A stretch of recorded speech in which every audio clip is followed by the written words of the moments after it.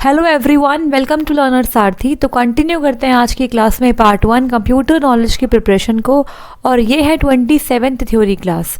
इससे पहले की सभी थ्योरी क्लास आपको मिल जाएगी प्लेलिस्ट में, और जो हमने प्रीवियस पेपर के क्वेश्चंस डिस्कस किए थे वो भी आपको वहीं पर मिल जाएंगे।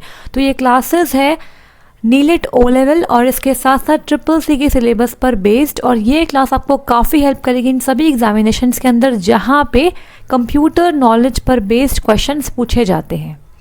तो बढ़ेंगे आगे और बात करेंगे। सबसे पहले आज हम बात करेंगे प्रीवियस क्लास के क्वेश्चंस के आंसर के बारे में। तो सी प्रोग्रामिंग हम पढ़ रहे हैं और यहाँ पर हम अभी तक काफ़ी कुछ कवर कर चुके हैं, और आज बात करेंगे फ्लो कंट्रोल के बारे में। ठीक है, तो यहाँ पे बात करेंगे प्रीवियस क्लास के क्वेश्चंस के बारे में जो मैंने आपको होमवर्क में दिए थे। तो देखो यहाँ पे इन क्वेश्चंस के आंसर को डिस्कस कर लेते हैं। फर्स्ट क्वेश्चन था आइडेंटिफाई रॉन्ग सी कीवर्ड्स बिलो। तो यहाँ पे आपको ABCD पार्ट में से रॉन्ग सी कीवर्ड आइडेंटिफाई करना था। तो यहाँ पे है union, const, var, float. Union ठीक है, कॉन्स्ट ठीक है, वेर गलत है, फ्लोट भी ठीक है। यहाँ पे है short, unsigned, continue, for, signed, void, default, go to, size of, volatile, do and if. तो मतलब यहाँ पे जो वेर है ये आपका कोई कीवर्ड नहीं होता है। ठीक है, तो यहाँ पे ऑप्शन नंबर ए बिल्कुल करेक्ट है। बढ़ते हैं आगे और बात करेंगे यहाँ पे नेक्स्ट क्वेश्चन की, find a correct C keyword. तो यहाँ पे correct C keyword find out करना था। फ्लोट, इंट, लॉन्ग और डबल, तो ये सभी आपके क्या है कीवर्ड है, लेकिन यहाँ पे एक ट्विस्ट ये था कि जो सभी सी कीवर्ड होते हैं वो होते हैं लोअर केस के अंदर। ठीक है, तो ये मैंडेटरी आपको बताया भी था मैंने कि कीवर्ड्स हमेशा लोअर केस में होते हैं, इसीलिए यहाँ पर ABC ऑप्शन गलत हो गया, बिकॉज यहाँ पे F क्या है, अपर केस में है, कैपिटल F नहीं आएगा, स्मॉल f आएगा। इसके बाद इंट भी आपका यहाँ पे I कैपिटल है, ये भी गलत हो गया। तो ये भी गलत, ये भी गलत, और यहाँ पे लॉन्ग में L कैपिटल, ये भी गलत। मतलब डबल बिल्कुल ठीक है। ठीक है, तो ये एक वैलिड सी कीवर्ड है। बढ़ते हैं आगे और बात करेंगे नेक्स्ट क्वेश्चन की, range of signed char and unsigned char are. तो आपको बताया था कि रेंज से भी क्वेश्चन एग्जाम में देखने को मिल सकता है आपको। तो जो साइंड कैर और अनसाइंड कैर की रेंज होती है वो आपकी होती है, साइंड की होती है -128 से +127, और अनसाइंड में हम नेगेटिव को इग्नोर करते हैं, सिर्फ पॉजिटिव पार्ट को देखते हैं। तो यहाँ पे है 0 to 255। ठीक है, तो इसका मतलब ऑप्शन नंबर ए बिल्कुल यहाँ पर ठीक है। इसके बाद नेक्स्ट क्वेश्चन है, ये क्वेश्चन आपको मैंने कहा था कि इसमें कुछ मिस्टेक है, ऑप्शंस रह गए थे, इसलिए मैंने यहाँ पर से ठीक कर दिया। अब देखो, अब इसका आंसर हम निकाल सकते हैं। देखो यहाँ पे क्या है, choose right statement. Int main है, यहाँ पे फ्लोट C एक वेरिएबल है, C is equal to 3.5 + 4.5 semicolon, और हमने यहाँ पे printf फंक्शन का इस्तेमाल करके %f के साथ C की वैल्यू को प्रिंट करवाया स्क्रीन पे। इसके बाद रिटर्न 0 और बाहर आ गए। ठीक है, तो इसे बोलते हैं स्निपेट कोड। ठीक है, जहाँ पर हेडर फाइल्स वगैरह नहीं होती इसे बोलते हैं स्निपेट कोड। तो ऐसा ही कोड देके आपसे क्वेश्चन पूछे जा सकते हैं। ठीक है, तो देखो यहाँ पे %f क्यों लगाया है, बिकॉज जो C है ये फ्लोट टाइप का वेरिएबल है। अब जब मैं यहाँ पर फ्लोट C के अंदर क्या हो जाएगा, 3.5 और 4.5 को जब ऐड करेंगे तो आंसर मिलेगा 0, 1। यहाँ पे आंसर आएगा 8.0, बट यहाँ पे ऑप्शन नंबर ए गलत होगा, ऑप्शन नंबर C वैसे ही गलत, ऑप्शन नंबर डी वैसे ही गलत। क्योंकि अगर हम बात करें फ्लोट की तो ऑब्वियस सी बात है कि डेसिमल पॉइंट तो आएगा ही आएगा। तो यहाँ पे तो 8 के बाद डेसिमल पॉइंट है ही नहीं, तो ये तो गलत हो गया। 7 तो इसका आंसर वैसे ही नहीं है, तो आंसर बनेगा ऑप्शन नंबर बी। आपको बताया था कि फ्लोट में क्या होता है, जो प्रिसीजन होता है ना वो 6 डिजिट का होता है आफ्टर डेसिमल पॉइंट। तो यहाँ पे बाय डिफ़ॉल्ट 6 0 लग कर आएगी, इसका मतलब 8.0 ना आके क्या आएगा, 8.00। 3 हुए 4, 5, 6, ये हमारा आंसर बनेगा। तो यहाँ मैंने मेंशन भी कर दिया है, जस्ट अ मिनट।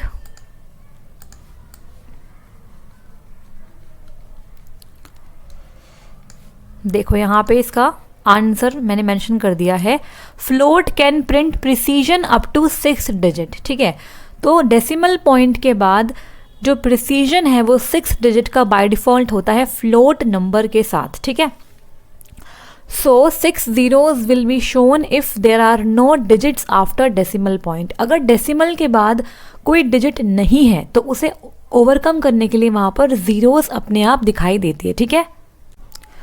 बढ़ेंगे आगे, बात करेंगे नेक्स्ट क्वेश्चन की। Operator percentage in C language is called as. तो इस परसेंटेज ऑपरेटर को क्या हम परसेंटेज ऑपरेटर ही कहते हैं, या फिर क्वोशंट ऑपरेटर कहते हैं, या फिर मॉडुलस कहते हैं, या फिर डिवीजन कहते हैं। तो बहुत ही आसान सा क्वेश्चन है ये भी। इसका आंसर है ऑप्शन नंबर सी, मॉडुलस कहते हैं इसे, ठीक है। तो यहाँ पे इसका आंसर मेंशन भी है, operator percentage is called modulus और मॉडुलर और मॉड्यूलो डिवीजन। तो इसके 3 नाम है, ठीक है। मॉडुलस भी कहते हैं, मॉडुलर भी कहते हैं और मॉड्यूलो डिवीजन भी कहते हैं इन सी, ठीक है। और ये करता क्या है, it gives the remainder of the division. तो जिन 2 ऑपरेंड के बीच में लगा होता है मॉडुलस, उनका क्या करता है, रिमाइंडर ही देता है। जैसे मान लो यहाँ पर int a is equal to 11 modulus 4 है, तो यहाँ पे जब मैं 11 को डिवाइड करूँगी 4 से, तो यहाँ पे रिमाइंडर 3 बचेगा, ठीक है। कैसे बचेगा आप जानते ही हैं कि यहाँ पे है 4 2 जा 8, तो यहाँ पे माइनस करने पर 3 आएगा रिमाइंडर। और आप ये भी जानते हैं कि आप मॉडुलस ऑपरेटर का इस्तेमाल इंटीजर के साथ ही कर सकते हैं, ठीक है, फ्लोट के साथ नहीं कर सकते। तो यहाँ पे इसका आंसर ऑप्शन नंबर सी बनता है। नेक्स्ट क्वेश्चन है, output of an arithmetic expression with integers and real number is dash by default. अगर मैं किसी अरिथमेटिक एक्सप्रेशन में इंटीजर और रियल नंबर को इंक्लूड करूँ तो उसका जो आउटपुट होगा, रिजल्ट होगा फाइनल, वो बाय डिफ़ॉल्ट क्या होगा, इंटीजर होगा, रियल नंबर होगा, या फिर डिपेंड करेगा on the numbers used in the expression, या फिर नन ऑफ द अबव। तो यहाँ पे इस क्वेश्चन का आंसर बनेगा option number B, real number इसका आंसर होगा। कैसे, देखो यहाँ पे, तो यहाँ पे समझते हैं, देखो, any arithmetic operation with both integers and real number. तो जिस पर्टिकुलर अरिथमेटिक एक्सप्रेशन के अंदर आप इंटीजर और रियल नंबर के बीच में अरिथमेटिक ऑपरेशन लगाएंगे, उसका रिजल्ट हमेशा रियल नंबर ही आएगा। जैसे देखो यहाँ पर है 5 + 10.56, तो यहाँ पे फ्लोट नंबर को ही हम रियल नंबर बोल रहे हैं, ठीक है। तो इंटीजर है आपका 5 और 10.56 क्या है, एक रियल नंबर बोलो या फिर एक फ्लोट नंबर बोलो। तो इनको ऐड करने पे या फिर कोई भी अलग ऑपरेशन लगाने पे, अरिथमेटिक ऑपरेशन, आंसर आपका आएगा किसके अंदर, रियल के अंदर। तो 15.560000 टोटल होगा यहाँ पे 6 डिजिट्स आफ्टर डेसिमल पॉइंट। तो ये बन गया एक रियल नंबर, ठीक है। तो हर बार आपका अगर इंटीजर और रियल नंबर के बीच में अरिथमेटिक ऑपरेशन होगा तो आंसर रियल नंबर ही आएगा। सिमिलरली यहाँ पर 5 + 10.0 आंसर आ गया आपका रियल नंबर। तो इसका मतलब ऑप्शन नंबर बी बिल्कुल यहाँ पर ठीक होने वाला है। बढ़ते हैं आगे, बात करेंगे नेक्स्ट क्वेश्चन की, what is the output of the program. तो इस क्वेश्चन के भी ऑप्शंस मिसिंग थे, बट अब ऑप्शंस अवेलेबल है। देखो यहाँ पे int main int a is equal to 25 modulus 10। यहाँ पे आपको सिंपली a को प्रिंट करके इसका आंसर बताना है। तो यहाँ पे परसेंटेज डी लगाया बिकॉज जो a है वो इंट टाइप का वेरिएबल है। तो यहाँ पे मॉडुलस का है, सिंपल सी बात है, 25 को डिवाइड करना है 10 से, तो यहाँ पे आएगा 10 2 जा 20 हो गया, और यहाँ पे आंसर आपका आएगा रिमाइंडर में 5। तो मतलब इसका आंसर आएगा 5, ठीक है। तो यहाँ पे इस क्वेश्चन का आंसर बनेगा ऑप्शन नंबर सी, 5। क्लियर हो गया, यहाँ पे इसका एक्सप्लेनेशन भी मौजूद है। अब देखो नेक्स्ट क्या है यहाँ पे, sizes of short int and long in a turbo C++ compiler in bytes are. तो टर्बो सी और C++ कंपाइलर में शॉर्ट इंट और लॉन्ग का साइज क्या है। तो इसका आंसर बनेगा ऑप्शन नंबर ए, शॉर्ट का होगा 2 बाइट्स, इंट का भी 2 बाइट्स, लॉन्ग का होगा 4 बाइट्स। बढ़ते हैं आगे और बात करेंगे नेक्स्ट क्वेश्चन की, ranges of signed int and unsigned int are. तो यहाँ पे साइंड इंट और अनसाइंड इंट की रेंज से क्वेश्चन है, ठीक है। देखो, तो इस क्वेश्चन का आंसर बनेगा option number B. Signed int की रेंज होती है -32768 से +32767, और अनसाइंड इंट की रेंज होती है 0265535। क्लियर हो गया। तो यहाँ पे इसकी एक्सप्लेनेशन भी गिवन है। Default assumption is turbo C और C++ इज 16-बिट कंपाइलर। तो टर्बो सी और C++ आपके एक IDE है जहाँ पर आप C या C++ के प्रोग्राम लिख सकते हैं, ठीक है। तो यहाँ पे 16-बिट का कंपाइलर होता है और यहाँ पर इंट होता है आपका 2 बाइट का for signed and unsigned representation, ठीक है। अब देखो नेक्स्ट क्वेश्चन क्या है, फाइंड एन इंटीजर कांस्टेंट। तो इन ऑप्शंस में से इंटीजर कांस्टेंट कौन सा है? 3.145 बिल्कुल गलत, बिकॉज इंटीजर में तो आपका फ्रैक्शन पार्ट आता ही नहीं है। इसके बाद यहाँ पे है 34 बिल्कुल ठीक है। इसके बाद है 125, ये डबल कोट्स में, मतलब ये स्ट्रिंग है, ये कोई इंटीजर कांस्टेंट नहीं है कि स्ट्रिंग बन गया, ठीक है। तो ये भी नहीं है इसका आंसर, और नन ऑफ द अबव तो बिल्कुल नहीं है, ठीक है। तो यहाँ पे आंसर बनेगा ऑप्शन नंबर बी। देखो यहाँ पे लिखा भी हुआ है integer constant is a full और whole number without any decimal point. तो यहाँ पे डेसिमल पॉइंट वाला जो भी आंसर होगा वो बनेगा आपका फ्लोटिंग पॉइंट नंबर, या फिर उसे आप रियल नंबर भी कह सकते हो। तो फ्लोटिंग नंबर को ही हम रियल नंबर भी कहते हैं, इस बात को आपको याद रखना है, ठीक है। नेक्स्ट 2 क्वेश्चन थे आपके। Find a character constant. तो यहाँ पे करेक्टर कांस्टेंट कौन सा है? आपको बताया था जब भी हम सिंगल कोट के अंदर कोई भी करेक्टर लिखते हैं, चाहे वो कोई सिंबल हो या कोई नंबर हो या फिर वो करेक्टर हो, ठीक है, कोई अल्फ़ाबेट हो, तो वो आपका करेक्टर कांस्टेंट ही होता है। तो यहाँ पे ऑप्शन नंबर ए, बी, सी सभी बिल्कुल ठीक है, मतलब ऑप्शन नंबर डी इस क्वेश्चन का आंसर बनेगा, ठीक है। इसके बाद यहाँ पे क्या है, देखो यहाँ पे इसकी एक्सप्लेनेशन गिवन है। A character constant contains only 1 character within the single quote, ठीक है। तो सिंगल कोट के अंदर सिर्फ एक ही करेक्टर आएगा। Single quote is typed using single quote double quote key near enter key in a keyboard, simply it is right single quote, ठीक है। तो यहाँ पे आप देख पा रहे हो ये आपका लेफ्ट वाला सिंगल कोट है या राइट वाला सिंगल कोट है। इस तरीके से आपको करेक्टर कांस्टेंट रिप्रेजेंट करना रहता है। यहाँ पे कोई आप नंबर लिख सकते हो और चाहे तो कोई सिंबल वगैरह भी लिख सकते हो। क्लियर हो गया? आप देखो यहाँ पे लास्ट क्वेश्चन था आपका, a variable of a particular type can hold only a constant of the same type, choose right answer. मतलब यहाँ पे यह है कि अगर आपका वेरिएबल किसी पर्टिकुलर टाइप का है तो वो सिर्फ एक सेम टाइप की कांस्टेंट वैल्यू को ही होल्ड कर पाएगा।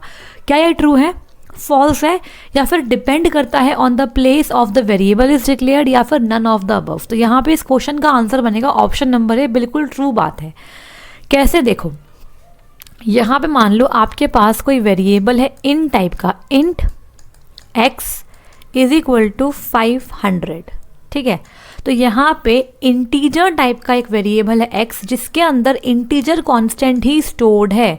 तो मतलब आप वेरिएबल जिस टाइप का होगा उसी टाइप के कांस्टेंट को उसके अंदर स्टोर कर पाएंगे। तो यहाँ पे लिखा हुआ है an int can hold only integer constant, a float can hold only real number constant and a character can hold only character constant. तो आई होप आपको सभी क्वेश्चंस के आंसर समझ में आ गए होंगे। अगर फिर भी कोई डाउट है तो कमेंट बॉक्स में आप कमेंट करके बता सकते हैं। तो बढ़ेंगे आगे और बात करेंगे आज की क्लास के टॉपिक के बारे में। आज हम बात करेंगे सी फ्लो कंट्रोल के बारे में। तो सी लैंग्वेज के अंदर फ्लो कंट्रोल का मतलब क्या होता है, पहले तो ये समझते हैं। फ्लो कंट्रोल का मतलब क्या है, यहाँ पर हम बात करेंगे उन स्टेटमेंट्स की जिनका इस्तेमाल करके हम अपने प्रोग्राम के फ्लो को मैनेज कर सकते हैं। यहाँ पे बेसिकली हम बात करेंगे डिसीजन स्टेटमेंट्स की, ठीक है। तो यहाँ पे कई बार होता है प्रोग्राम के अंदर हमें डिसीजंस लेने पड़ते हैं कि हमें किस पर्टिकुलर कंडीशन पर कौन सी टाइप ऑफ स्टेटमेंट्स को एग्जीक्यूट करना है और किन्हें इग्नोर करना है। तो वो सब बात करेंगे हम सी फ्लो कंट्रोल के अंदर। तो यहाँ पे सबसे इम्पॉर्टेंट स्टेटमेंट है सी में इफ़ स्टेटमेंट, ठीक है। तो ये सी की है इफ़ स्टेटमेंट, जो पहली डिसीजन स्टेटमेंट है। देखो यहाँ पे the syntax of the if statement in C is, तो ये इसका सिंटेक्स है। इफ़ लिखा, इसके बाद ब्रैकेट्स के अंदर टेस्ट एक्सप्रेशन, बेसिकली हमारी जो कंडीशन है वो यहाँ पे आएगी। इसके बाद करली ब्रेसेस के अंदर वो कोड जो हम चाहते हैं ये टेस्ट एक्सप्रेशन ट्रू होने पर एग्जीक्यूट हो जाए, ठीक है। देखो यहाँ पे क्या है, the if statement evaluates the test expression inside the parenthesis. आपको बताया था कि ब्रैकेट्स को हम पेरेंथेसिस भी कहते हैं। तो बेसिकली इफ स्टेटमेंट क्या करती है, इस टेस्ट एक्सप्रेशन बोलो या फिर कंडीशन बोलो, इसे इवैल्यूएट करती है। इसे इवैल्यूएट करने पर 2 केस हो सकते हैं। पहला केस ये है कि जो टेस्ट एक्सप्रेशन है वो इवैल्यूएट होने पर ट्रू आ सकता है। अगर ट्रू आएगा तो जो भी स्टेटमेंट, इसे बोलते हैं बॉडी, जो आपका करली ब्रेसेस स्टार्ट होता है जहाँ से और जहाँ तक बंद होता है उसे पूरे को बोलते हैं बॉडी। तो ये आपकी इफ़ की बॉडी है। अगर हम बात कर रहे हैं इफ़ स्टेटमेंट की तो ये इफ़ की बॉडी है, ठीक है। तो जब मैंने टेस्ट एक्सप्रेशन को वैल्यूएट कर लिया, आंसर ट्रू आ गया, तो उस केस में जो भी statement inside the if body लिखी हुई है, जो ये कोड लिखा है, वो एग्जीक्यूट हो जाएगा। लेकिन ऐसा भी तो हो सकता है ना कि ये वैल्यूएट होने पर फॉल्स आ जाए। तो अगर टेस्ट एक्सप्रेशन वैल्यूएट होने पर फॉल्स आता है तो उस केस में जो इफ बॉडी के अंदर लिखी हुई स्टेटमेंट है वो एग्जीक्यूट नहीं होगी, ठीक है, आर नॉट एग्जीक्यूटेड। अब देखो यहाँ पे समझते हैं क्या है। यहाँ मैंने दो अलग अलग एग्जाम्पल आपके लिए लगा रखे हैं, जस्ट अ मिनट। देखो यहाँ पे फर्स्ट केस है जब आपका एक्सप्रेशन जो है वो ट्रू हो गया।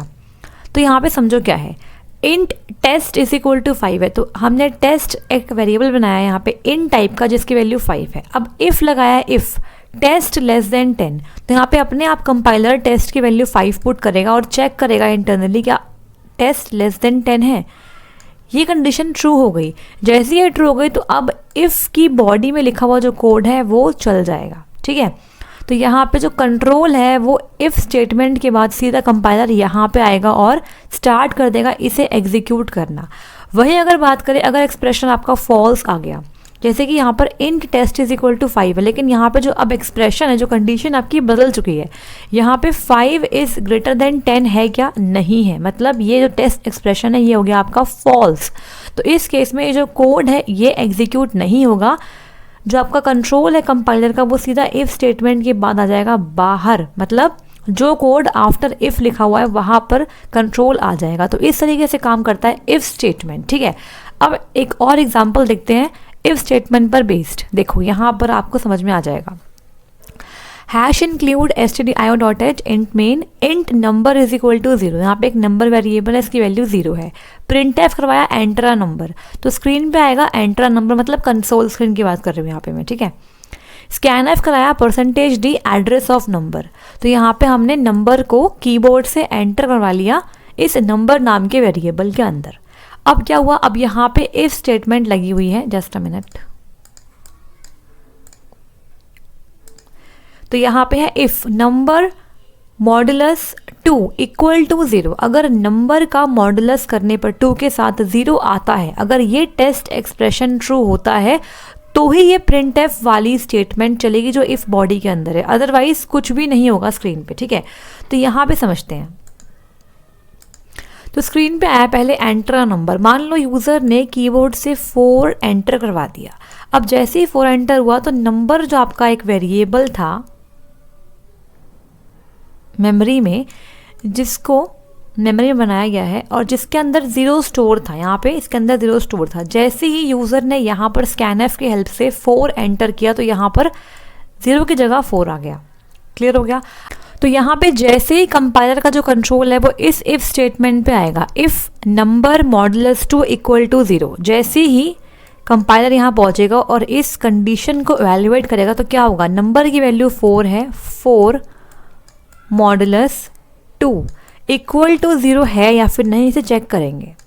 तो देखो जब मैं डिवाइड करूँगी 4 को 2 से तो रिमाइंडर आएगा 0, बिकॉज 4 कम्प्लीटली 2 से डिवाइड हो जाता है। तो यहाँ पे मतलब जो एक्सप्रेशन है ये ट्रू आ जाएगा इस केस में। इसका मतलब इफ़ बॉडी में लिखी हुई स्टेटमेंट्स जो है वो चल जाएगी। तो स्क्रीन पे आ जाएगा %d is a even number, और %d में नंबर की वैल्यू यहाँ पे शो होगी। मतलब जो भी आपका नंबर है वो क्या है, 4 है। तो यहाँ पे नंबर के अंदर 4 था, यहाँ पे आ गया 4 इज़ इवन नंबर। तो स्क्रीन पे मिल गया 4 इज़ इवन नंबर, ठीक है। अब मान लो दोबारा से हमने क्या किया, प्रोग्राम को रन किया। उस केस में हमने एंटर अ नंबर करके यहाँ पे 5 डलवा दिया। जब मैंने यहाँ पे 5 डलवाया तो अब क्या है, नंबर के अंदर 5 आ गया। ये हमने दोबारा से प्रोग्राम को रन किया, उसके बाद हमने नई वैल्यू एंटर करवाई है, ठीक है। तो यहाँ पे नंबर में है 5 और जब यहाँ पे एग्जीक्यूट होगा तो यहाँ पे आ जाएगा 5। तो अब मैं जब डिवाइड करती हूँ 5 को 2 से, तो इस केस में क्या है कि यहाँ पर आपका रिमाइंडर 1 बचेगा, 0 नहीं बचेगा। इट मीन्स ये टेस्ट एक्सप्रेशन हो गया फॉल्स। तो इफ़ के अंदर लिखी हुई स्टेटमेंट एग्जीक्यूट नहीं करेगी, इसलिए यहाँ पर कुछ भी लिखा हुआ नहीं आया और आपका प्रोग्राम यहाँ पे फाइनली बंद हो गया। तो इस तरीके से आपने समझा कि इफ़ स्टेटमेंट का इस्तेमाल करके हम अपने प्रोग्राम में फ़्लो कंट्रोल लगा सकते हैं। यहाँ पे हमने फ़्लो कंट्रोल कर लिया। अगर कंडीशन फॉल्स तो इस वाले स्टेटमेंट को इग्नोर करना है। तो यहाँ पे प्रोग्राम का फ्लो कंट्रोल हो गया यूजिंग इफ स्टेटमेंट। तो बढ़ते हैं आगे और बात करेंगे नेक्स्ट टाइप ऑफ स्टेटमेंट के बारे में। नेक्स्ट है इफ एल्स स्टेटमेंट। तो यहाँ पे समझते हैं इफ एल्स स्टेटमेंट क्या है। देखो, द इफ स्टेटमेंट में have an optional else block. तो यहाँ पे इफ स्टेटमेंट के साथ एल्स ब्लॉक भी आ गया है। The syntax of the if else statement is as follows. तो ये इसका सिंटेक्स है, ठीक है। यहाँ पे क्या है, देखो यहाँ पे इफ ब्रैकेट में टेस्ट एक्सप्रेशन सेम है, इसके बाद इफ की बॉडी के अंदर वो कोड आएगा जिसे हम एग्जीक्यूट करेंगे जब हमारा टेस्ट एक्सप्रेशन ट्रू हो जाएगा, ठीक है। अब यहाँ पे एल्स का ब्लॉक भी है, तो इस ब्लॉक में क्या होगा, जब आपका ये टेस्ट एक्सप्रेशन फॉल्स होगा उस केस में यहाँ पर ये वाला कोड चल जाएगा। पहले क्या हो रहा था यहाँ पे, देखो यहाँ पे जिस केस में हमारा जो ये टेस्ट एक्सप्रेशन है ये फॉल्स हुआ, उस केस में यहाँ पे इफ ब्लॉक तो नहीं चला, लेकिन कुछ भी नहीं चला, यहाँ पे आंसर में कुछ भी नहीं आया ना। बट यहाँ पे क्या है कि अगर एक्सप्रेशन फॉल्स है तब भी स्क्रीन पे कोई ना कोई कोड आएगा ही आएगा, ठीक है। तो ये फ़र्क है इफ़ और इफ़ एल्स स्टेटमेंट में। अब देखो यहाँ पर क्या है, if the test expression is evaluate to true. जिस कंडीशन में आपका टेस्ट एक्सप्रेशन ट्रू हो जाएगा तब क्या होगा, statement inside the body of if are executed. जो भी स्टेटमेंट लिखी है इफ़ की बॉडी में, मतलब यहाँ पर वो चल जाएगी, एग्जीक्यूट हो जाएगी। Statement inside the body of else are skipped from the execution. उस केस में जो आपकी एल्स के अंदर लिखी हुई स्टेटमेंट्स है उसको स्किप कर देगा कंपाइलर। एक बारी में सिर्फ एक ही ब्लॉक की स्टेटमेंट्स को चलाया जाएगा, ठीक है।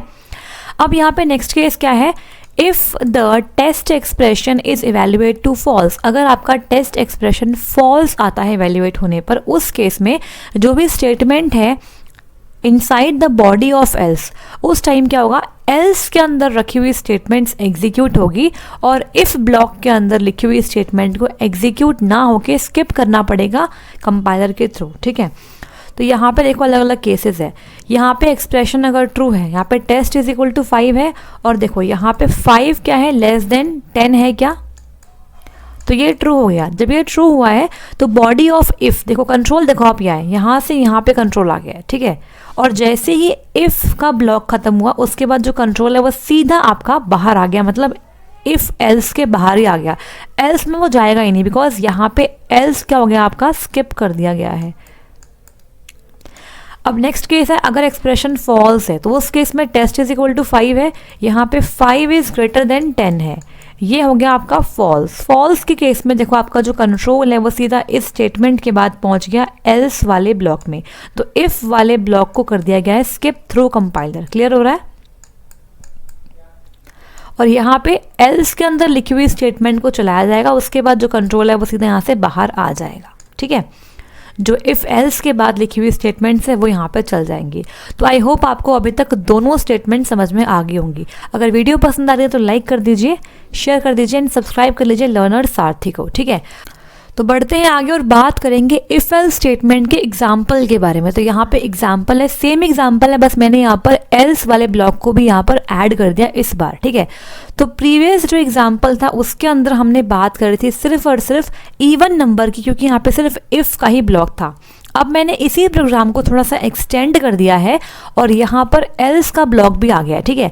तो int main int number is equal to 0 है, print F enter number, scan F कराया नंबर को कीबोर्ड के थ्रू। अब देखो इफ में क्या है, यहाँ पर आपका एक्सप्रेशन क्या है, नंबर मॉडुलस 2 इक्वल टू 0। अगर नंबर 2 से मॉडुलस करने पर 0 आएगा तो इफ़ का ब्लॉक चल जाएगा, अदरवाइज एल्स का ब्लॉक चलेगा, ठीक है। तो यहाँ पे जो नंबर है इसको यहाँ बना लेते हैं, एक बार समझाने के लिए आपको बना के दिखाती हूँ ताकि मेमोरी में बेसिकली यही हो रहा होता है, ठीक है। तो नंबर जो है इस वेरिएबल के अंदर 0 स्टोर है इस वक्त, ठीक है। अब जैसे ही यूज़र ने एंट्रा नंबर के बाद स्कैनएफ से 4 डाला तो यहाँ पे 0 की जगह आ गया 4 आ गया। उसके बाद ये इफ़ वाली टेस्ट एक्सप्रेशन चलेगी, एवेल्युएट होगी। तो यहाँ पे 4 मॉडुलस 2 इक्वल टू 0 होता है, बिल्कुल होता है, क्योंकि जब मैं डिवाइड करूँगी 4 को 2 से रिमाइंडर आएगा 0। तो उस केस में मेरा जो इफ़ का ब्लॉक है ये चल जाएगा, आंसर आ जाएगा 4 इज़ इवन नंबर। तो यहाँ आ गया 4 इज़ इवन नंबर, ठीक है। तो नेक्स्ट टाइम जब दोबारा से रन करेंगे इसी प्रोग्राम को, उस बार क्या होगा, हम यहाँ पे एंटर नंबर के अंदर इस बार कीबोर्ड से 5 डलवा रहे हैं, ठीक है, 5 डलवा दिए यहाँ पे। तो अब क्या होगा यहाँ पर नंबर के अंदर इस बार एक मिनट, यहाँ पे अभी भी 0 ही है इसके अंदर, क्योंकि जितनी बार भी प्रोग्राम रन होगा उतनी बार नंबर के अंदर 0 तो आएगा ही आएगा, ठीक है। इस केस में स्कैनफ के टाइम हमने यहाँ पर 5 को डलवाया है, 5 डलवा दिया, और जब इफ़ का टेस्ट एक्सप्रेशन चलेगा तो यहाँ पे नंबर की वैल्यू 5 आ जाएगी और इसको इवेल्युएट करा जाएगा। अब यहाँ पे 5 को जब मॉडुलस करूँगी 2 से तो रिमाइंडर 0 नहीं आएगा, तो इस बार इफ़ का ब्लॉक नहीं चलेगा, सीधा एल्स में आ जाएंगे। और percentage D is odd number, मतलब जो 5 है आपका ऑड नंबर है, तो 5 इज़ ऑड नंबर यहाँ पे आपको दिखाई देगा, ठीक है। तो यहाँ पे एक्सप्रेशन ट्रू हो या फॉल्स दोनों ही केस में आपको स्क्रीन पर आउटपुट मिलेगा, ठीक है। तो बढ़ेंगे आगे और बात करेंगे नेक्स्ट टाइप ऑफ स्टेटमेंट के बारे में। नेक्स्ट है इफ़ एल्स लेडर। कई बार ऐसे बोलते हैं इफ़ एल्स इफ लेडर, बात यही है इफ़ एल्स लेडर या फिर इफ़ एल्स इफ लेडर, ठीक है। तो देखो यहाँ पे क्या है, the if else statement executes 2 different codes depending on whether the test expression is true और फॉल्स। अगर बात करें इफ एल्स स्टेटमेंट की, तो यहाँ पे क्या था, यहाँ पे आप अलग अलग डिफरेंट कोड्स को एग्जीक्यूट कर रहे थे, डिपेंड करता है कि आपका टेस्ट एक्सप्रेशन ट्रू है या फिर फॉल्स है। मतलब अगर ये जो आपका टेस्ट एक्सप्रेशन है ये अगर ट्रू होगा तो इफ का ब्लॉक चलेगा, फॉल्स होगा तो एल्स का ब्लॉक चलेगा। लेकिन यहाँ पे सिर्फ 2 ही कोड हैं, ठीक है, 2 ही पॉसिबिलिटी थी यहाँ पे। बट कई बार क्या होता है, आपको a choice has to be made from more than 2 possibility. कई बार प्रोग्राम डिमांड करता है कि 2 पॉसिबिलिटी से ज़्यादा पॉसिबिलिटी अगर है तो उस केस में कैसे हम चूज़ करेंगे, सेलेक्ट कैसे करेंगे, ठीक है। तो उसके लिए हमें इफ़ एल्स लेडर का इस्तेमाल करना पड़ेगा। देखो, the if else ladder allows you to check between multiple test expression and execute different statement. तो यहाँ पर इफ़ एल्स लेडर का इस्तेमाल करके आपके पास मल्टीपल टेस्ट एक्सप्रेशन को वैल्यूएट करने का ऑप्शन मिल जाता है और आप अलग अलग स्टेटमेंट को एग्जीक्यूट कर सकते हो। तो देखो यहाँ पर प्रोग्राम भी गिवन है, क्या है, hash include stdio.h int main int number is equal to 0 है। अब यहाँ पे समझना, यहाँ पे प्रिंट एफ हुआ एंटर नंबर, स्कैन एफ हुआ परसेंटेज डी नंबर को एंटर करवाया गया। तो यहाँ पे मैं बना देती हूँ, एक मिनट,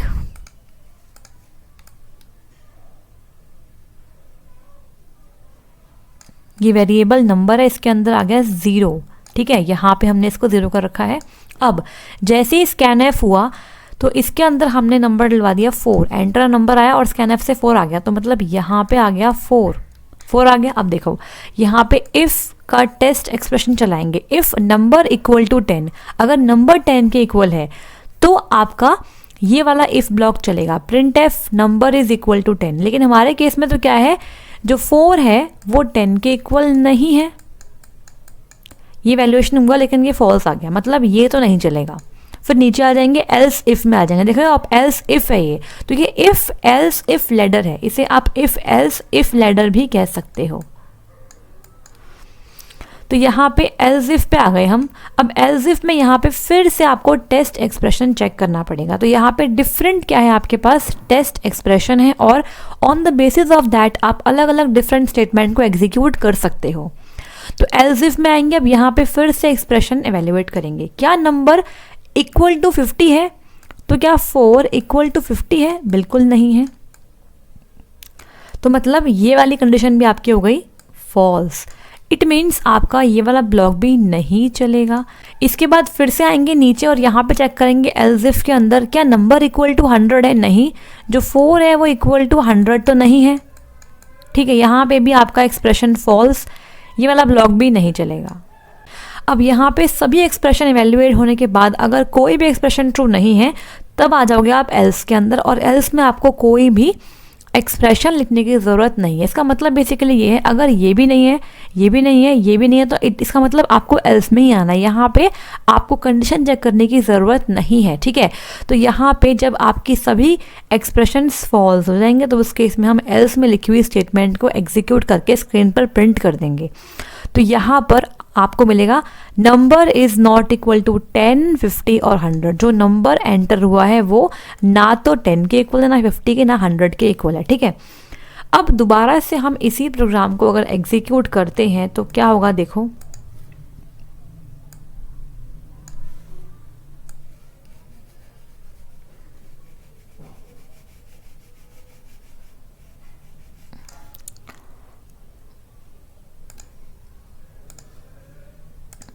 इस केस में जब दोबारा से करेंगे रन तो यहाँ पे फिर से आएगा 0 आ गया। अब जब प्रिंट एफ हुआ, स्कैन एफ हुआ, तो अब हमने 50 एंटर कर दिया तो यहाँ पे 50 आ जाएगा इसके अंदर, ठीक है।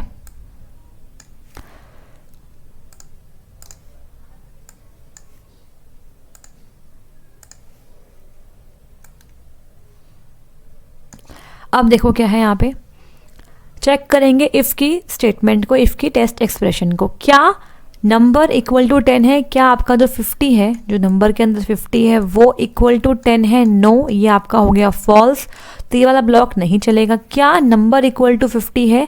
यस, यहाँ पे देखो जो 50 है वो आपके 50 के इक्वल है, मतलब ये वाला टेस्ट एक्सप्रेशन ट्रू हो गया। इट मीन्स आपका ये वाला जो ब्लॉक है ये चल जाएगा, तो नंबर इज इक्वल टू 50 आपको स्क्रीन पे दिखाई देगा। जैसे ही आपका ये वाला ब्लॉक चल गया, बाकी जो ब्लॉक्स हैं वो स्किप हो जाएंगे और सीधा आप यहाँ से पहुँच जाओगे रिटर्न 0 पे और प्रोग्राम हो जाएगा बंद, ठीक है। तो इनमें से जो भी ब्लॉक चल जाएगा उसके बाद नीचे के सभी ब्लॉक्स को आपको स्किप करना ही पड़ेगा, ठीक है। तो एक बारी में आप सिर्फ एक ही ब्लॉक को एग्जीक्यूट कर पाओगे यहाँ पे, ठीक है। तो यहाँ पे 2 पॉसिबिलिटी ना हो के मोर देन 2 पॉसिबिलिटी आप यहाँ पर देख सकते हैं। तो आई होप आपको इफ एल्स लैडर भी यहाँ पर समझ में आ गया होगा। बढ़ते हैं आगे और बात करेंगे यहाँ पे नेक्स्ट स्टेटमेंट की। Next is nested if else, ठीक है। तो यहाँ बात करेंगे नेस्टेड इफ एल्स के बारे में। अब नेस्टेड इफ एल्स का मतलब क्या है ये समझते हैं। It is possible to include an if else statement inside the body of another if else statement. तो नेस्टिंग का मतलब होता है कि एक के अंदर एक, मतलब देखो यहाँ पे क्या है कि अगर आपके पास एक इफ एल्स स्टेटमेंट चल रही है तो उसके बॉडी में आप दोबारा से इफ एल्स स्टेटमेंट को डाल सकते हो, ठीक है, उसे बोलेंगे नेस्टिंग। अब यहाँ पे देखो क्या है, प्रोग्राम समझते हैं पहले। Hash include stdio.h int main int number 1 number 2, 2 अलग अलग वेरिएबल्स है इंट टाइप के। प्रिंट एफ एंटर 2 इंटीजर्स, तो यहाँ पे 2 इंटीजर्स को एंटर करवाया गया है। Scan F %d address of number 1 comma address of number 2, दोनों नंबर्स को हमने इन वेरिएबल्स में डलवा दिया, ठीक है। अब यहाँ पे आप देख पा रहे हो इस वाले इफ स्टेटमेंट के अंदर ही अब आपकी नेक्स्ट वाली इफ एल्स यहाँ पे स्टार्ट हो गई है। देखो यहाँ पे क्या है, मैं एक बार कलर चेंज करती हूँ। देखो यहाँ पे चेक होगा पहले पहला टेस्ट एक्सप्रेशन, क्या number 1 is greater than equal to number 2 है। तो यहाँ पे मैं कंसीडर कर लेती हूँ आउटपुट। देखो यहाँ पे मान लेते हैं कि यूज़र ने नंबर 1 के अंदर डलवा दिया है, नंबर 1 के अंदर डलवा दिया है 72 और नंबर 2 के अंदर डलवा दिया है 84, ठीक है। तो यहाँ पे जब आपका पहला इफ स्टेटमेंट चलेगा number 1 is greater than equal to number 2, तो क्या 72 is greater than equal to 84 है? नहीं है।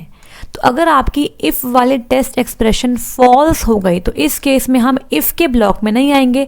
तो जो इफ का ब्लॉक है आप देख पा रहे हो यहाँ से स्टार्ट हो रहा है ना। जो इफ का ब्लॉक है वो यहाँ से स्टार्ट हो रहा है और यहाँ से स्टार्ट होने के बाद ये यहाँ पर ख़त्म हो रहा है। इसके अंदर ही हमने एक और इफ एल्स को लगा दिया है, बट इसके अंदर आप एंट्री जब लोगे जब आपका ये वाला टेस्ट एक्सप्रेशन ट्रू होगा, बट आपका तो ये फॉल्स हो चुका है। इसका मतलब हम इस वाले इफ एल्स के अंदर आएंगे ही नहीं, बिकॉज ये ऊपर वाले इफ के बॉडी का ही पार्ट है। तो यहाँ पर जो कंट्रोल है वो इस एक्सप्रेशन के फॉल्स होने के बाद यहाँ से सीधा आपके एल्स पे पहुँच जाएगा और एल्स में लिखी हुई जो स्टेटमेंट है वो स्क्रीन पर दिखाई देगी। तो स्क्रीन पे आएगा result %d less than %d comma number 1 comma number 2। मतलब देखो यहाँ पे आपको लिखा हुआ ये मिलेगा रिजल्ट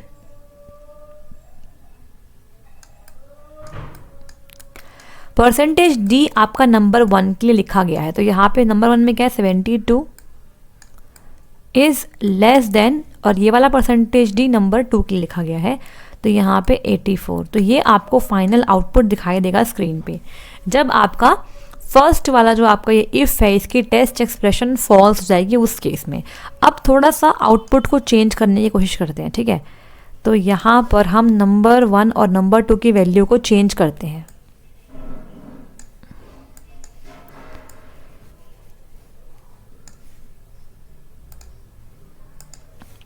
तो अब मान लेते हैं नंबर 1 के अंदर है 69 और नंबर 2 के अंदर है 57, ठीक है। तो जैसे ही आप यहाँ पे आएंगे इफ़ के अंदर और ये वाला टेस्ट एक्सप्रेशन चलाएंगे तो यहाँ पर नंबर 169 जो है ये क्या ग्रेटर देन इक्वल टू 57 है, यस ये ट्रू हो गया। चाहे तो ग्रेटर देन हो या फिर इक्वल टू, दोनों में से कुछ भी चल जाएगा। तो यहाँ पे ग्रेटर तो है ना, तो ये ट्रू हो गया। ट्रू हो गया तो मतलब हम इफ़ के ब्लॉक के अंदर एंट्री करेंगे और जैसी एंट्री करेंगे यहाँ पर फिर से एक और इफ़ एल्स स्टेटमेंट है, तो इसे ही बोलते हैं नेस्टिंग। एक इफ़ एल्स चल रहा है यहाँ पे, एक इफ एल्स चल रहा है यहाँ पे, उसी के अंदर आपने एक और इफ एल्स स्टेटमेंट को रख दिया है। इट मीन्स ये आपकी नेस्टिंग हो गई, इसे बोलते हैं नेस्टेड इफ एल्स, ठीक है। तो देखो यहाँ पे जैसे हमने इफ के ब्लॉक के अंदर एंट्री करी, यहाँ पे फिर से एक इफ के साथ आपको टेस्ट एक्सप्रेशन दिखाई दे रहा है। नंबर 1 इक्वल टू नंबर 2 है क्या 69 जो है वो इक्वल टू है 57 के, नो ये आपकी जो स्टेटमेंट है ये आपकी गलत है, ये कंडीशन आपकी गलत हो गई है। इट मीन्स यहाँ पे अगर ये वाला इफ़ गलत है तो इफ़ का जो ये ब्लॉक है ये नहीं चलेगा, इसको स्किप कर देंगे, आप सीधा यहाँ से एल्स में आ जाओगे और आपको स्क्रीन पर ये वाला दिखाई देगा। तो स्क्रीन पे आएगा लिखा हुआ रिजल्ट परसेंटेज डी, मतलब जो आपका है 69, एक मिनट,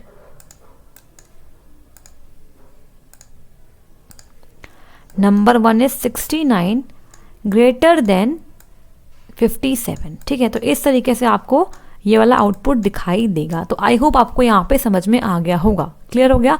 तो इस तरीके से हम करते हैं नेस्टेड इफ एल्स। अब यहाँ पढ़ लेते हैं, देखो this program given below relates to integers using either less than, greater than and equal to, similar to the if else ladder example. However, we will use a nested if else statement to solve this problem, ठीक है। तो यहाँ पे आप इसे if else if ladder के साथ भी कर सकते थे, लेकिन उससे क्या होता है आपका प्रोग्राम लंबा हो जाता है। तो nested if else से आप प्रोग्राम को छोटा कर सकते हो।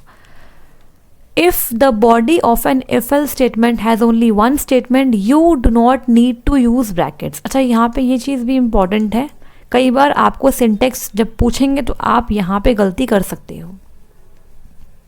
देखो अगर आपके इफ़ या एल्स स्टेटमेंट का जो ब्लॉक बनेगा उसमें सिर्फ एक ही स्टेटमेंट है, तो उस केस में आप इस तरीके से करली ब्रैकेट्स लगाए या ना लगाए एक ही बात है। जैसे कि देखो यहाँ पे जो एल्स है, यहाँ पे इस एल्स के ब्लॉक में सिर्फ एक ही स्टेटमेंट है, तो अगर मैं ये वाला जो ब्रैकेट है ये ना भी लगाऊं तब भी ये समझ में आता है कि ये इसी का ही पार्ट है। लेकिन अगर एक से ज़्यादा स्टेटमेंट है, यहाँ पे एक और स्टेटमेंट है, तो उस केस में आपको ब्रैकेट्स लगाने पड़ जाएंगे, ठीक है। तो अगर एक ही स्टेटमेंट है और ब्रैकेट नहीं गिवन है तो वो सिंटेक्स एरर नहीं होगी, ठीक है। तो इसको समझ लेना, क्लियर हो गया।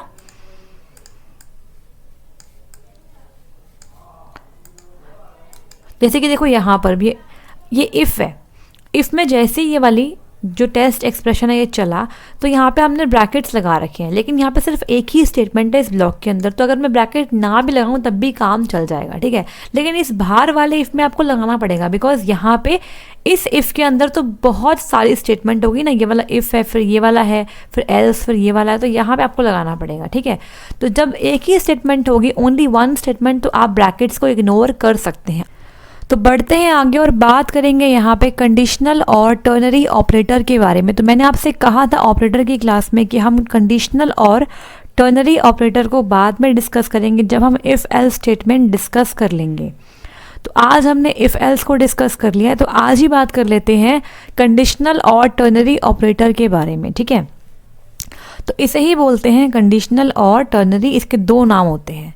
समझते हैं क्या है ये। देखो, the conditional operator is kind of similar to the if-else statement as it does follow the same algorithm as of if-else statement।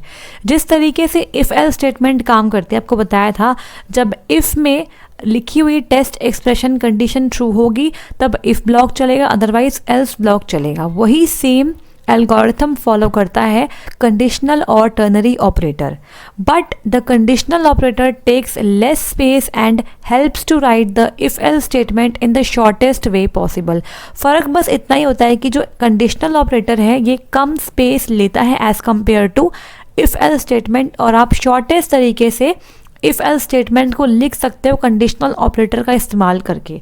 तो यहाँ पे देखो एक फिगर भी है, क्या है देखो, यहाँ पे वेरिएबल है इक्वल टू एक्सप्रेशन 1, इसके बाद यहाँ पे क्वेश्चन मार्क और कॉलन इसका सिंबल होता है, ठीक है।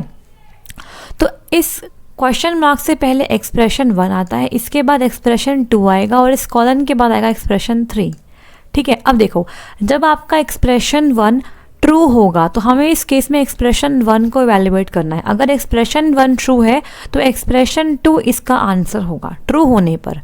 अगर आपका एक्सप्रेशन 1 फॉल्स है तो उस केस में एक्सप्रेशन 3 आंसर होगा। तो जब एक्सप्रेशन 2 आंसर बनेगा तो रिजल्टेंट वैल्यू जो होगी वो वेरिएबल में आके स्टोर हो जाएगी, और जब एक्सप्रेशन 3 आंसर बनेगा फॉल्स के केस में तब रिजल्टेंट वैल्यू एक्सप्रेशन 3 से आके वेरिएबल में स्टोर हो जाएगी। तो इस तरीके से काम करता है कंडीशनल ऑपरेटर। अब देखते हैं यहाँ पे एग्जाम्पल और समझते हैं डिटेल में। देखो यहाँ पे सिंटेक्स समझ लो पहले क्या है। The conditional operator is of the form, तो यहाँ पे variable is equal to expression 1 question mark expression 2 colon expression 3। It can be visualized into if else statement. आप इसी पर्टिकुलर सिंटेक्स को इफ एल स्टेटमेंट के अंदर भी देख सकते हैं। कैसे देखो, if expression 1 variable is equal to expression 2 else variable is equal to expression 3। तो यहाँ पे एक्सप्रेशन 1 एक्सप्रेशन 2 एक्सप्रेशन 3 आप देख पा रहे हो। इस इफ एल स्टेटमेंट को ना यूज़ करके हम इसका शॉर्टेस्ट वे यूज़ कर लेते हैं, किसमें, कंडीशनल ऑपरेटर के तरीके से। यहाँ पे क्या होता है, इफ़ में आपका वो एक्सप्रेशन जिसे आपको इवैल्यूएट करना है, जब वो ट्रू होगा तो इफ़ ब्लॉक में आ जाएंगे, तो वेरिएबल के अंदर इस ब्लॉक वाली वैल्यू आ जाती है। लेकिन जब ये फॉल्स होगा तो हम एल्स में आ जाएंगे और वेरिएबल के अंदर एक्सप्रेशन 3 की वैल्यू आएगी। वही मैंने आपको ऊपर यहाँ पे समझाया था पीछे, ठीक है। यह हमने यही सब बातें करी थी। अब देखो यहाँ पे एक इंपॉर्टेंट लाइन लिखी हुई है, सिंस द कंडीशनल ऑपरेटर जो ये है टेक्स 3 ऑपरेंड। यहाँ पे 3 ऑपरेंड होते हैं। 3 ऑपरेंड कैसे होते हैं देखो, फर्स्ट आपका ये ऑपरेंड हो गया, सेकंड आपका ये ऑपरेंड हो गया, थर्ड आपका ये ऑपरेंड हो गया। तो क्योंकि कंडीशनल ऑपरेटर के अंदर 3 ऑपरेंड होते हैं काम करने के लिए, इसीलिए इसे बोलते हैं टर्नरी ऑपरेटर, ठीक है। तो आपसे पूछ सकते हैं what is the another name of conditional operator. MCQ में बहुत पॉपुलर क्वेश्चन है, स्टार मार्क कर लो, आ सकता है। तो यहाँ पे इसका आंसर आएगा टर्नरी ऑपरेटर, ठीक है। आगे बढ़ते हैं और यहाँ पे इसका एग्जाम्पल गिवन है। यहाँ पे प्रोग्राम है to store the greatest number of the 2 number, ठीक है। 2 नंबर में से ग्रेटेस्ट नंबर कौन सा ये पता लगाना है। तो देखो यहाँ पे हमने टर्नरी ऑपरेटर का इस्तेमाल किया है। Hash include stdio.h int main. यहाँ पे इंट m एक वेरिएबल है, वैल्यू 5 है, n एक वेरिएबल है, वैल्यू 4 है। अब देखो यहाँ पे समझना, यहाँ पर मैंने लगाया है m is greater then n, तो ये मेरा बन गया एक्सप्रेशन नंबर 1 क्वेश्चन मार्क से पहले। ये मेरा ऑपरेंड 1 है। इसके बाद क्वेश्चन मार्क के बाद print F m is greater then n that is this, ये मेरा है एक्सप्रेशन 2 मतलब ऑपरेंड 2। इसके बाद कॉलन के बाद जो ये सब कुछ है ये हमारा एक्सप्रेशन 3 मतलब ऑपरेंड 3 है। अब ये चलेगा कैसे, इसके बाद रिटर्न 0 और प्रोग्राम बंद हो गया। ये चलेगा कैसे, जब आपका m is greater then n evaluate होगा तो क्या होगा देखते हैं।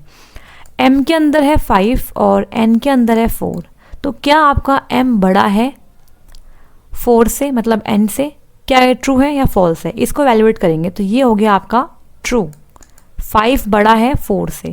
जैसे ये ट्रू हो गया मतलब आपका जो एक्सप्रेशन नंबर 2 है वही रिजल्ट होगा। अगर ये फॉल्स होता तो हम यहाँ पे एक्सप्रेशन नंबर 3 पे जाते, लेकिन ये ट्रू है तो इस केस में आपका एक्सप्रेशन ट्रू ही इसका आंसर होगा।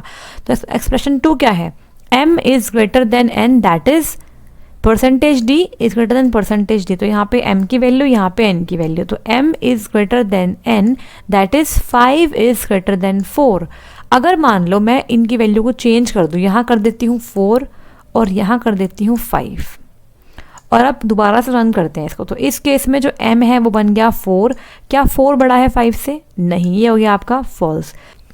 तो जब 4 इज़ ग्रेटर देन 5 जो है ये वाली कंडीशन अगर फॉल्स हो जाएगी तो इस केस में जो थर्ड एक्सप्रेशन है वो हमारा रिजल्ट बनेगा। तो आंसर में आपको मिल जाएगा n is greater than m, that is 5 is greater than 4। ठीक है, तो यहाँ पे n आ जाएगा m ना आके। ठीक है, तो इस तरीके से हमने यहाँ पे कंडीशनल ऑपरेटर को भी समझ लिया है। आई होप आपको यहाँ पर समझ में आ गया होगा।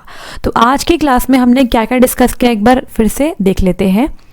आज हमने बात करी है फ्लो कंट्रोल के बारे में। सबसे पहले बात करी है इफ़ स्टेटमेंट के बारे में, देन इफ़ एल्स स्टेटमेंट के बारे में, इसके बाद इफ़ एल्स इफ़ लेडर के बारे में, और एंड में हमने बात करी नेस्टेड इफ एल्स के बारे में, और इसके बाद हमने कंडीशनल और टर्नरी ऑपरेटर को भी समझ लिया। ठीक है, तो यहाँ से क्वेश्चन बनता है और आपसे भी पूछा जा सकता है।